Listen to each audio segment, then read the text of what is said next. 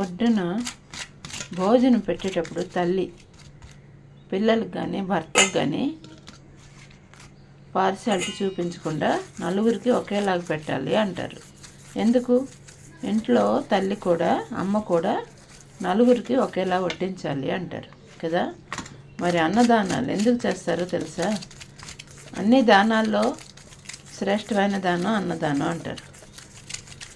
మరి అటువంటిది ఈ రోజుల్లో ఎందుకు అన్నదానం శ్రేష్ఠ దానం అయింది? అసలు అన్నమే ఎందుకు దానం చేస్తారో చెప్తాను వినండి. అన్నం దానం చేస్తే, ఇప్పుడు మనం డబ్బు ఎవరికైనా దానం చేసాం అనుకోండి ఫ్రెండ్స్, అది వాళ్ళకి సరిపోదు, ఇంకా కావాలి ఇంకా కావాలంటారు. సో అందుకే డబ్బు కాదు, ఇంకేదో ఆస్తులు ఇచ్చారనుకోండి సరిపోదు, ఇంకా కావాలి ఇంకా కావాలి అంటారు. అలాగే ఏదైనా మీరు ఇంకేదైనా ఇవ్వచ్చు దానంలో, కానీ వాళ్ళకి సరిపోదు, ఇంకా కావాలి ఇంకా కావాలంటారు. అందుకే కూర్చోబెట్టి భోజనాన్ని దానం చేస్తే, అన్నాన్ని దానం చేస్తే వాళ్ళు కడుపులో సరిపోయిన, అంటే కడుపులో ఎంతవరకు పడుతుందో అంతవరకే తిని లెగిసిపోతారు. సో ఇంకా చాలు అని అంటారు.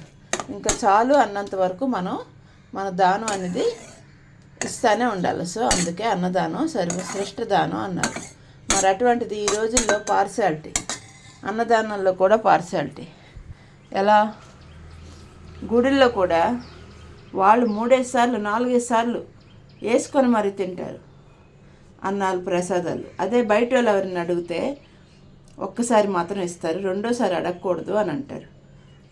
బయట వాళ్ళు కూడా అదే ప్రకారంగా వెళ్ళి కూర్చుంటారు, పూజలు చేస్తారు, అన్నీ చేస్తారు తెల్లవారి నుంచి. కానీ అక్కడ వాళ్ళ తాలూకాలు మాత్రమే 2 సార్లు 3 సార్లు ఇచ్చి మరీ తింటారు. మరి వాళ్ళకి ఆకలేస్తే మనకు ఆకలేదా? ఇది ఇంకా రెండోది,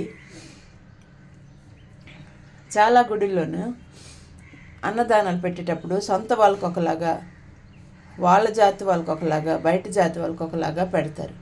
అక్కడ కూడా పార్శాలిటీ చూపిస్తున్నారు.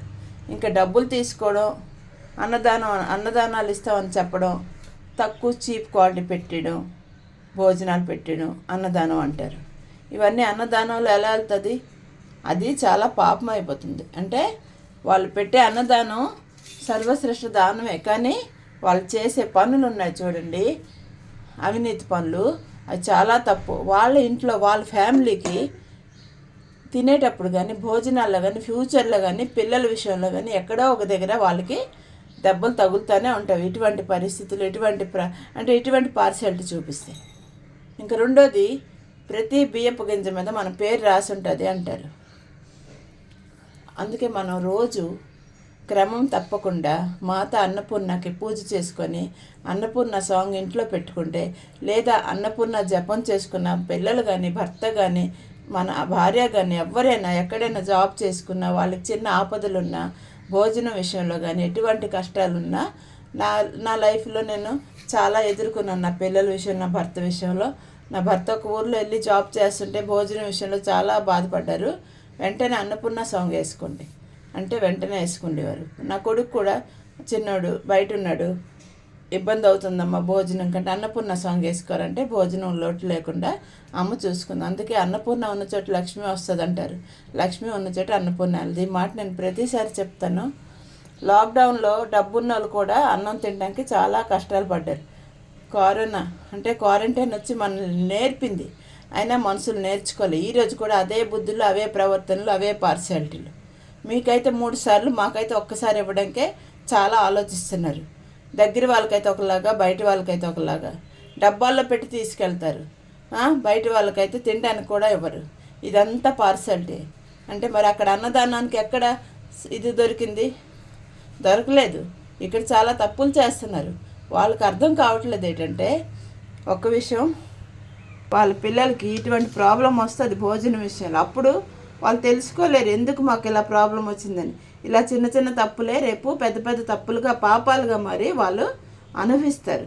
అందుకే అన్నదానాన్ని సరిగ్గా ప్రజలకి అందేటట్టుగా, సరిగ్గా ప్రజలు తినేటట్టుగా, వాళ్ళకి ఎంత కావాలో అంత, ఇంకా చాలు అనే వరకు భోజనాన్ని ఇస్తే అది అన్నదానం గొక్క ఫలితం ఉంటుంది. అంతేగాని అన్నదానం పేరుతో డొనేషన్లు చేసాము, అన్నదానం పేరుతో అక్కడ డబ్బులు ఇచ్చాము, అది వద్దు. ఎవరికైనా కడుపు నిండా తిండి పెట్టండి. ఎవరైనా పిల్లలు అడుగుతున్నప్పుడు కడుపు నిండా కాకపోయినా ఒక 20 రూపాయలు తినిపి ఏదైనా కొనేసి ఇచ్చేయండి, తినేస్తారు. డబ్బులు ఇస్తే వాళ్ళకి ఇంకా డబ్బులు కావాలి, ఆశ తీరదు. నేను ఏదో తీసుకెళ్ళి ఇస్తుంటే చిన్న పిల్లలు అంటున్నారు, దీది రేషన్ కాదు, రేషన్ లాక్కేదేదో అంటున్నారు. అంటే వాళ్ళకి చూడండి, వాళ్ళకి డబ్బే కావాలి. అందుకే కూర్చోబెట్టి ఒక వడపావు, ఒక పావు బజ్జీ, రొట్టె కూర పెట్టామనుకోండి, వాళ్ళు దాంట్లో తృప్తిగా ఉంటారు. ఇంక సరిపోయింది చాలు అని అంటారు. అందుకే చాలు అన్నంత వరకు దానం అనేది మనం ఇవ్వాలి. కాబట్టి దయచేసి అన్నదానానికి మించిన దానం ఇంకొకటి లేదు. సో ఇక్కడ కూడా పార్సాలిటీ వద్దు. ఇంకా మొదట చెప్పాను, ఒక తల్లి కూడా తన భర్తకి పిల్లలకి మధ్యలో ఎప్పుడు పార్సాలిటీ చూపించుకొని పెద్ద చిన్న చూపించకూడదు. ఒకేలాగా అందరికి పెట్టాలా అని అంటారు. అందుకే అన్నదానానికి మించిన దానం ఇంకొకటి లేదు. అందులో కూడా పార్సాలిటీ వద్దు. అలా ఉంటే ఇంట్లో పిల్లలు కానీ భర్త కానీ ఎవరైనా ఫ్యూచర్లో మీ పిల్లలు కష్టపడతారు. Good day, good morning.